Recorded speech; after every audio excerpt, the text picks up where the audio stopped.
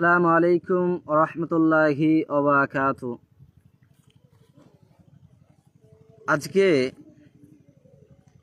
কয়েকটি কথা বলার জন্য আসলাম এবং একটি ভিডিও আপনাদেরকে দেখানোর জন্য আসার চেষ্টা করেছি এবং আপনাদেরকে আগে সর্বপ্রথম ভিডিওটি দেখাই। এই ভিডিওটি যে আপনারা দেখতে পাচ্ছেন, জানি না আপনারা দেখতে পাচ্ছেন কি পাচ্ছেন না, তথা আমি বলে দিই দেখতে পাচ্ছেন কিনা তা আমার জানা নাই। মুকেশ আম্বানি এই নামটির সাথে সবাই পরিচিত। তিনি বিখ্যাত একজন ব্যক্তি।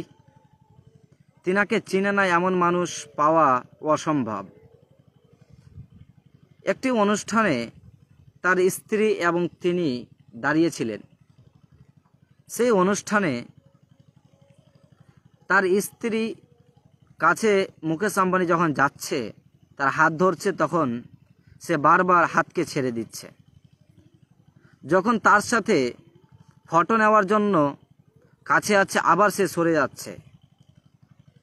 এই ভিডিওটি নিয়ে অনেক ট্রোল হচ্ছে, অনেক সমালোচনা হচ্ছে এই ভিডিওটি নিয়ে,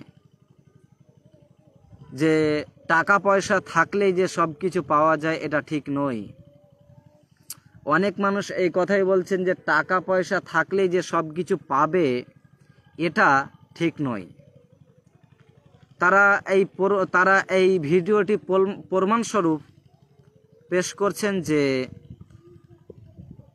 এত টাকা পয়সা থাকা সত্ত্বেও যদি তার স্ত্রী তাকে ভালো না বাসে, তাহলে টাকা দিয়ে কি হবে? টাকা দিয়ে কি হবে? সম্মানিত উপস্থিতি, আমি এই কথাটাই বলবো, টাকা পয়সা দিয়ে সব কিছু পাওয়া যায় না।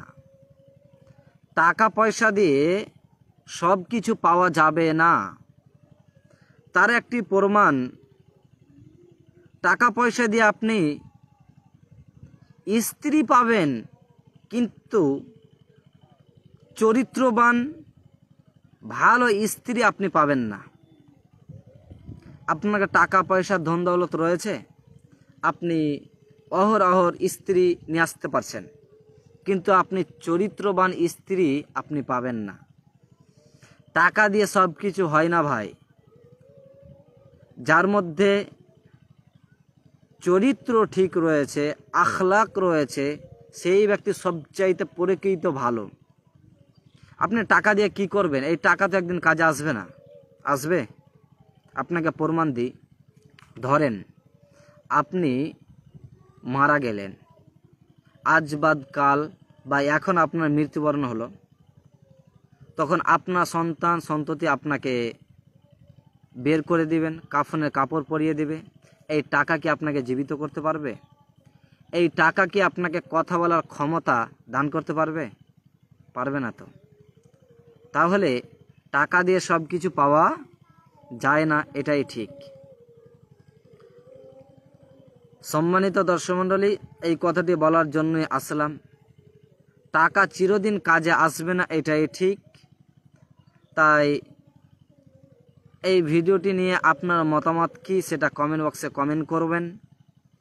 আপনি কি বলতে চাচ্ছেন সেটা কমেন্ট করার জন্য একান্তভাবে অনুরোধ জানাচ্ছি। আল্লাহ যেন আমাদেরকে হালাল পন্থে টাকা উপার্জন করার তৌফিক দান করুন, আমিন। এবং সর্বশেষ কথা সেটা হলো যে আমার জন্য দোয়া করবেন,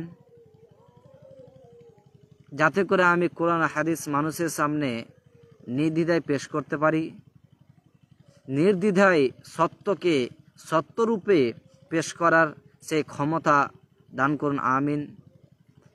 এই বলে আজকে আমি এখানে কথা সমাপ্ত করছি। আসসালামু আলাইকুম ওয়া রাহমাতুল্লাহি ওয়া বারাকাতুহু।